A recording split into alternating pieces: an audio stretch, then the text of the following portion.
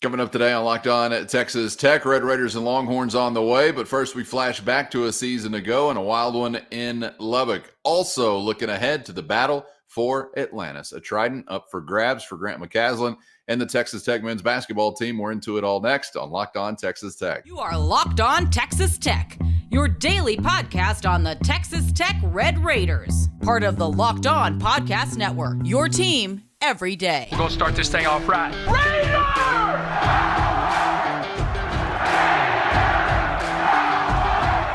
Everything runs through Lubbock. Great to see you again on Locked On Texas Tech on the Locked On Podcast Network. And thanks as always to those making us their first listen on YouTube or anywhere you get podcasts. Today's episode brought to you by Prize Picks. Go to prizepicks.com/LockedOnCollege and use our code LockedOnCollege for a first deposit match up to $100 at prizepicks.com/LockedOnCollege. Daily fantasy sports made easy. With the only Chris Level, I'm Casey Cowan. Chris, great to see you again, man. And we begin to look more deeply into the future today. Well, on one phase, a little bit more immediate as we got hoops to consider. It's the battle for Atlantis. Did you know it was up for grabs? And Grant McCasland and the Red Raiders have a shot at bringing it back home. I think the trophy possibly comes with a trident. We're getting you ready for day sports coming up in just a moment. Also looking ahead to this 2023 variety of Red Raider and Longhorn football matchup. But wanted to kick off the conversation today, Chris, actually looking back to a season ago because it was one of the wilder and woollier ball games that we saw last year between the Red Raiders and Longhorns. And there, I'm sure some different things sticking out for this fan or this broadcaster or that broadcaster. But, you know, one of the things that I remember from that one uniquely unto itself, maybe within like the entirety of my football watching history, 6 for 8. Do you remember what those numbers were tied to? That was the Red Raider success rate on fourth down, and part of why you were able to pull off that win. I don't know if we see so much risk taking on Friday, but that was just one part of a fun and wild day at Jones Stadium a season ago. Is you got to win. This was when we kind of started to learn, you know, and I have lots of conversations with Coach McGuire about this and the book and the analytics, the thought process. It's been kind of fascinating to me. It drove people crazy at times last year, but this was a Saturday last year that people were like, oh, keep rolling the dice, man. This is a lot of fun, you know, and then it's a Saturday like last Saturday when you go 0 for 2 on fourth down and people are like, what are we doing? I mean, what is going on? Like again, if you're going to do it, you got to do it. And obviously we have seen them go off script a bit.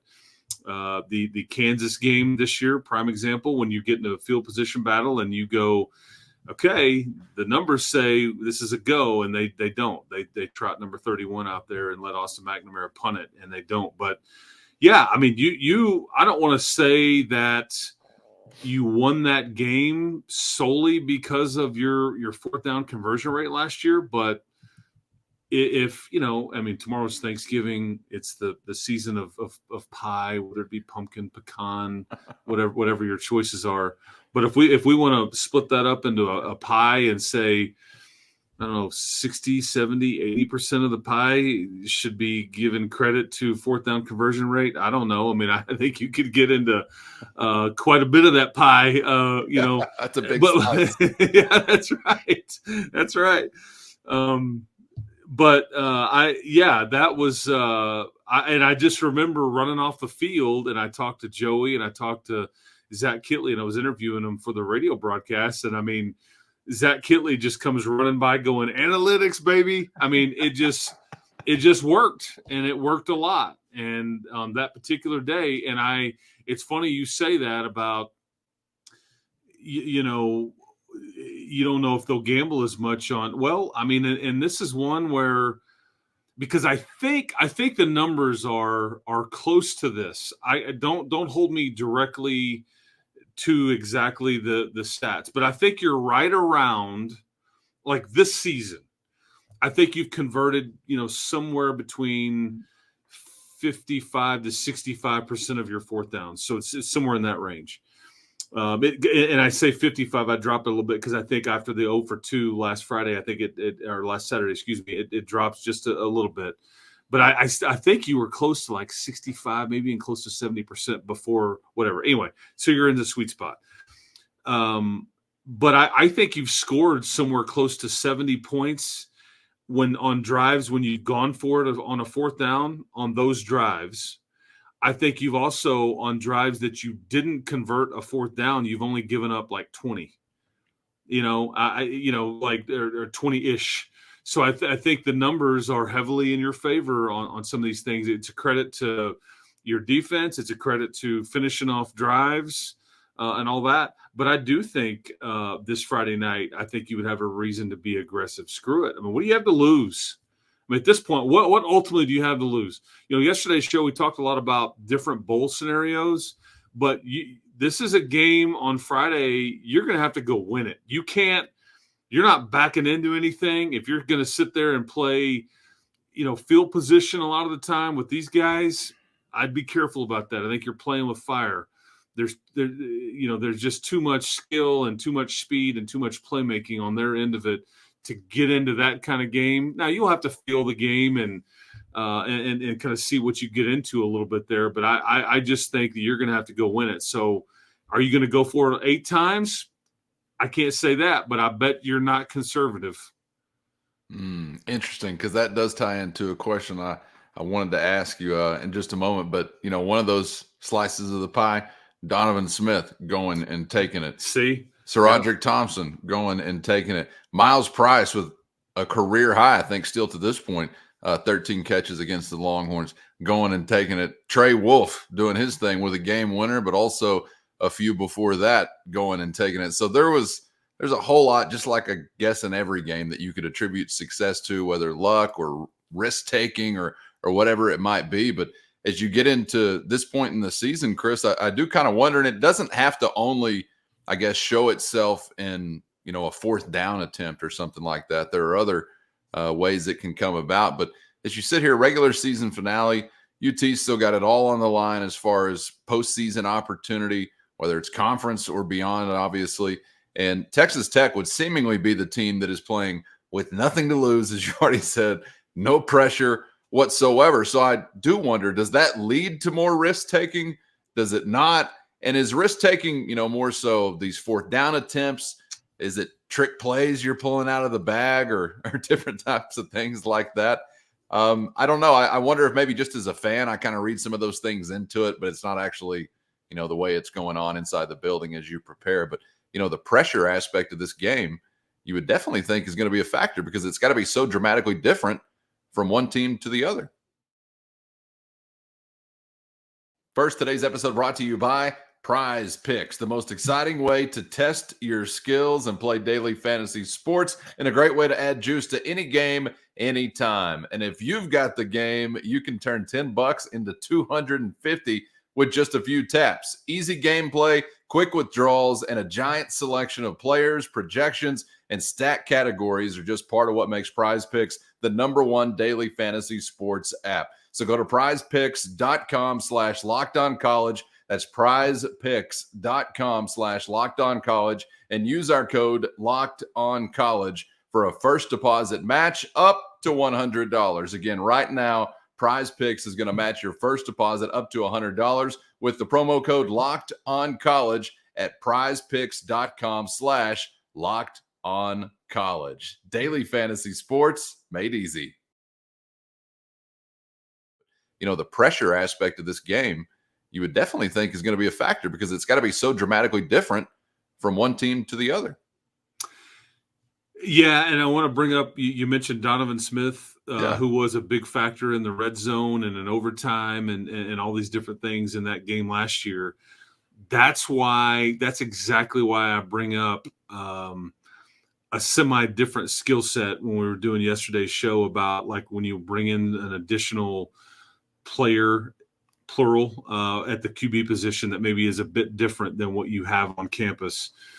Because of that very reason, I think that you want to kind of, it'd be nice to have a guy that it was built like Donovan, that you trusted to throw it and that can do some things at a different position as well.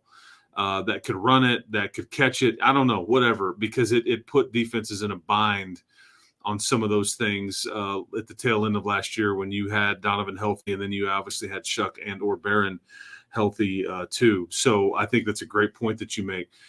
As far as like risk taking, I think because Texas really has all the pressure. They have all the pressure on them. I think they have to win to punch their ticket. I think there's some scenarios where if they lose, they still go, but it's going to depend on other people doing their part and various upsets and all that. There's actually a few Big 12 teams. I think both of the Oklahoma schools may be actually rooting for Texas the way the scenario works. I don't know if an Oklahoma fan can ultimately bring themselves to root for the Horns, but I think that improves their chances. I think because, if Oklahoma State and Texas win, they're in, period. There's nothing about it. I think if Texas were to lose and Oklahoma State were to win, they're in. And I think, Texas would need, Oklahoma to it gets kind of cloudy, but it's a jumbled mess is what it is. But only 4 teams, I think, have a possibility of actually making it, and Kansas State being the other. But you talk about risk taking, and I think you have to be smart. I think it has to be well conceived and well timed. Whether it works or not, we can argue, well, that wasn't the right time, or that was a beautiful call. That's just kind of the way it works. Central Florida was a prime example last week with the fake field goal. They got you. And it was a perfect time early in that game, and it kind of told you what their thought process was, in that we got to come win this game. We can't back into this deal. They knew they needed 7, not 3. I think that's why Gus Malzahn at the end of the half, as botched as it was, they weren't wanting to have to settle for 3. They were desperately trying to get into the end zone and score touchdowns and not settle for field goals. And then maybe we know why, because their kicker doinked another one. I just know this: you are not going to beat Texas kicking a bunch of field goals.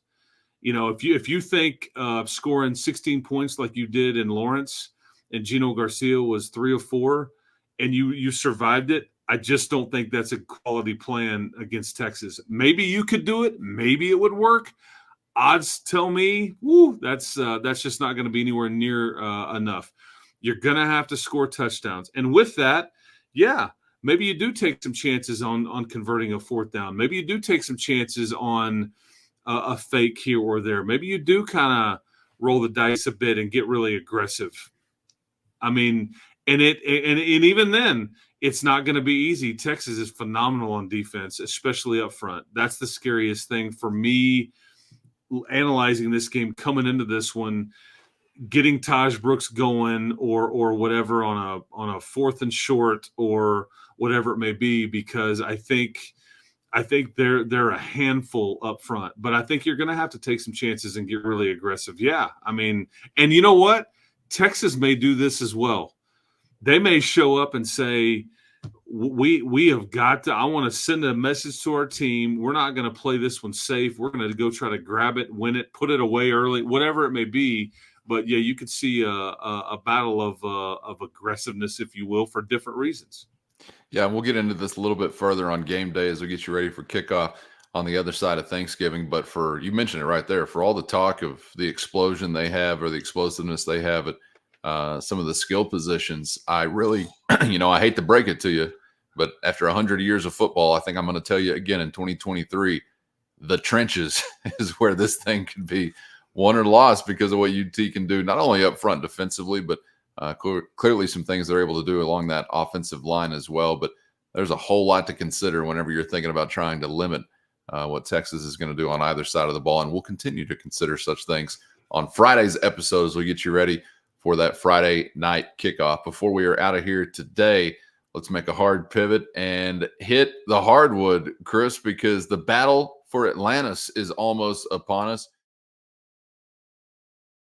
First, today's episode brought to you by LinkedIn Jobs. And these days, every new hire can feel like a huge gamble. And when we're talking about your business or livelihood, That's not ideal, but never fear. LinkedIn Jobs is here to help by finding the best qualified candidates available fast and for free, all on one easy to use and secure platform. With simple but specific targeting tools allowing you to focus on candidates with just the right skills and experience so you can quickly prioritize who you'd like to consider. They go beyond just resume data by using insights from your job post, your company, and their 870 million member profiles to put your post in front of the most qualified candidates faster than anyone else. So go to LinkedIn.com/LockedOnCollege today to identify the most qualified candidates and connect with them fast and for free. Just like a bad hire could sink your ship, the right hire could take your business to new heights this year. And it's no coincidence that small businesses rate LinkedIn Jobs #1 in delivering quality hires versus leading competitors. So post your job for free today at LinkedIn.com/LockedOnCollege.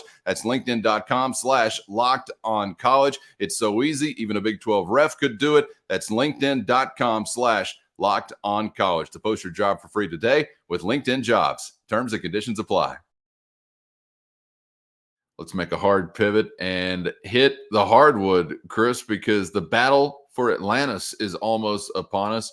You're not even a basketball fan. You don't even care about Atlantis. Fine. This is still for you because it's day sports. Surely you like an opportunity to have a lunchtime beer, and Tech Hoops is going to give you that coming up. So there's some things here to consider that obviously are left to be determined. Depending upon winning or losing, you're going to get something like North Carolina or Northern Iowa. So there's some resume building aspects to this, Chris, that fans, I guess, can consider. But I know Tech is just trying to figure out a way to get a win, beginning with Villanova.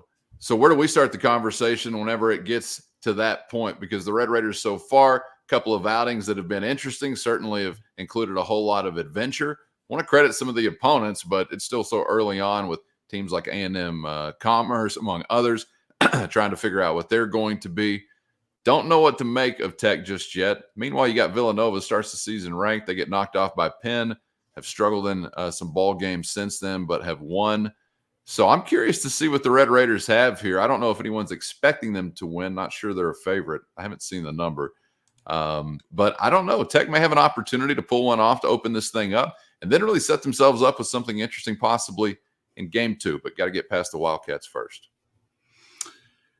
Yeah, you're going to be severely tested on these 3 days. It doesn't matter win or lose each time. This is a loaded field because you're in one side of it with Villanova, North Carolina, and Northern Iowa. On the other side, I think it's Stanford, Arkansas, Michigan, and Memphis. So look out. Everybody's got players. Everybody, for the most part, will be well coached. Everybody is going to be, for the most part, still trying to figure out who they are, what in the heck their team is.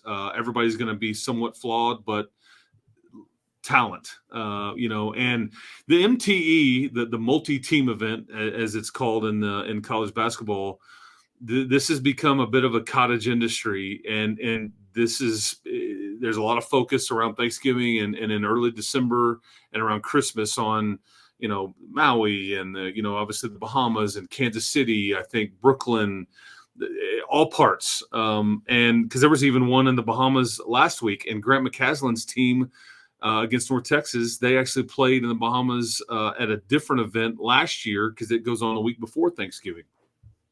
But, and various teams kind of attack these things differently.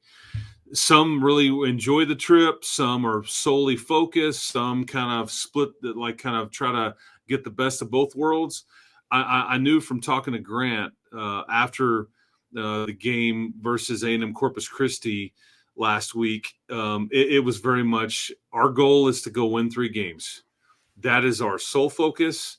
We'll worry about how cool the Bahamas are or how, good looking the ocean is or how cool the resort is after that 3rd game. And none of these games are going to be easy. When you turn on the TV today and you start watching Tech and Villanova, you're going to notice they're going to play in like this. I've been to Atlantis several times, never for this event, but I've been there with my family more than once. And they play this game in like a banquet hall or like a banquet room, maybe. I don't know how you want to say it. The lighting will be strange. It's weird.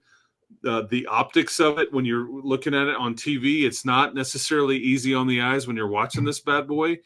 The sight lines from a shooting standpoint are a bit tricky, but it always has a loaded field. And I think from your standpoint, there's two things. If you do these, you're gonna have a chance, and you must do them better than you have, I guess is why I say this. You got to shoot it better. I just don't know if you can continue to live getting to the free throw line 29 times like you did in one of your first games. You've hovered around the 16, 17, 18 turnover number. You can't do that against these kinds of teams and live to tell about it. Villanova's going to come in at 3-1. They dropped a game at Penn. They bounced back, and then they beat Maryland. I think it was this past Friday night.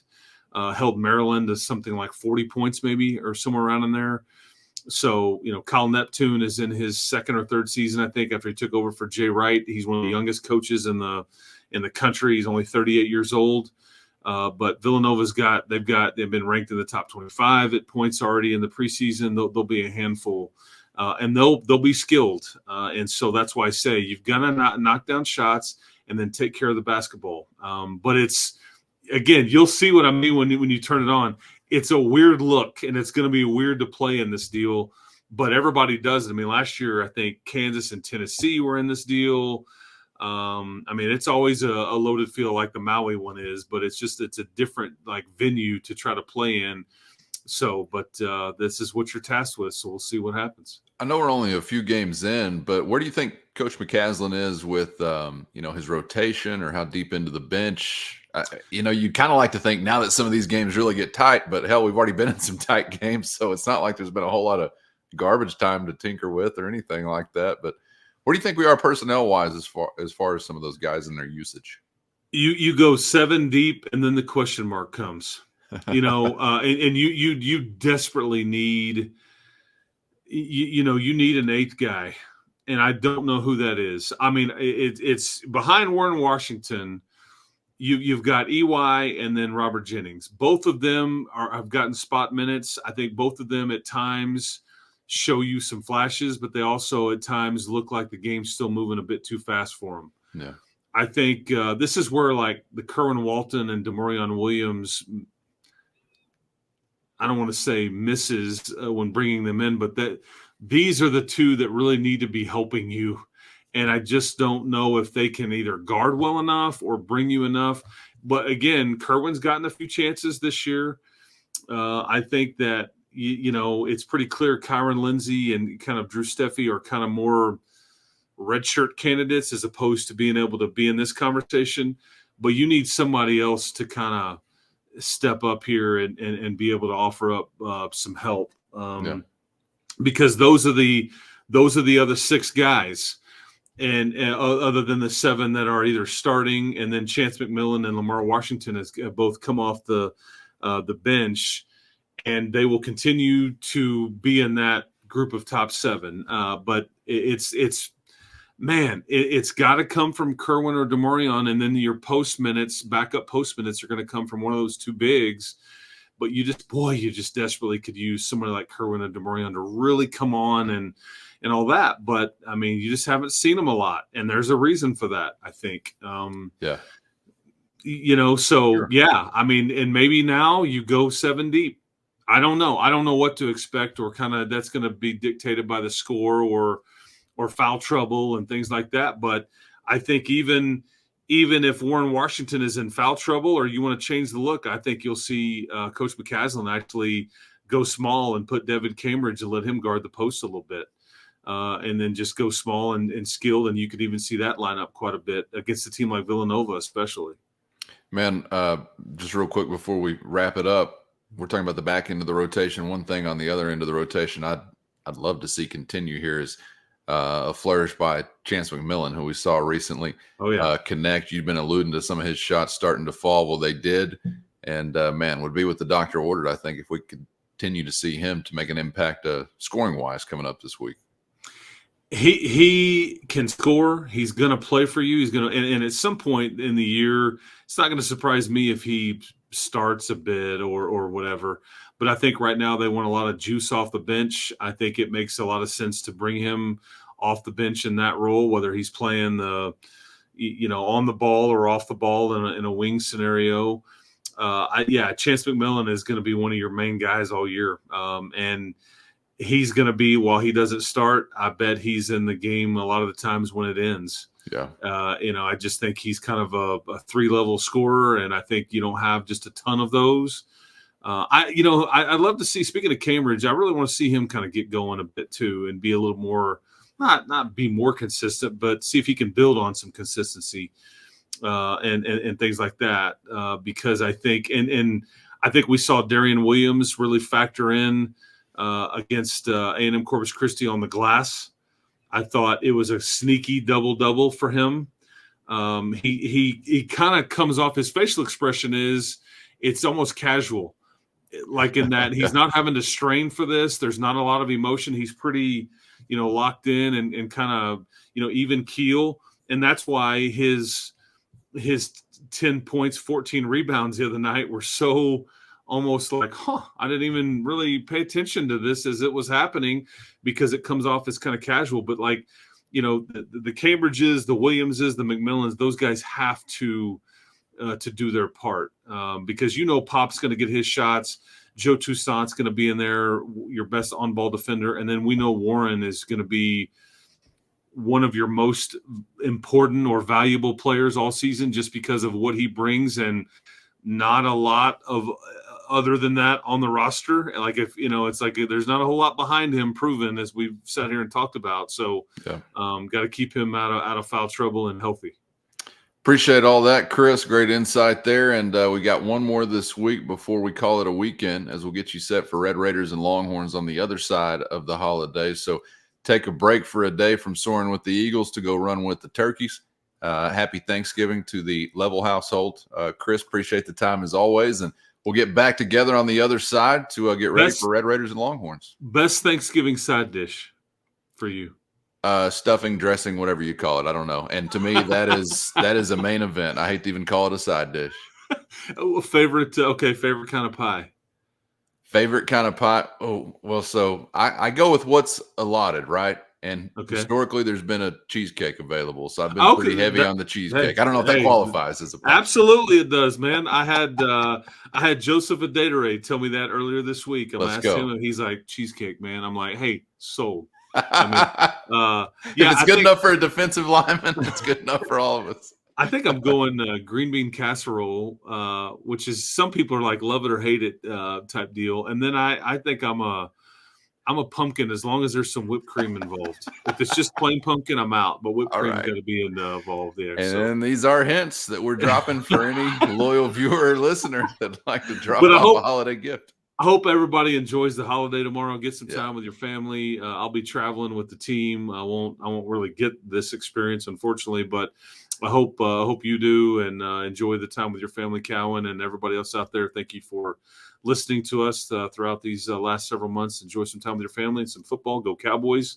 And down with the Commanders. And we'll talk to you on I guess what would that be, Friday morning? Friday morning. We'll get back together before kickoff for a game day edition as we get set for Tech and UT from Austin. For Chris, I'm Casey. Thanks again for joining us for another round. Happy Thanksgiving, and hope to see you back for the next one on Locked On Texas Tech.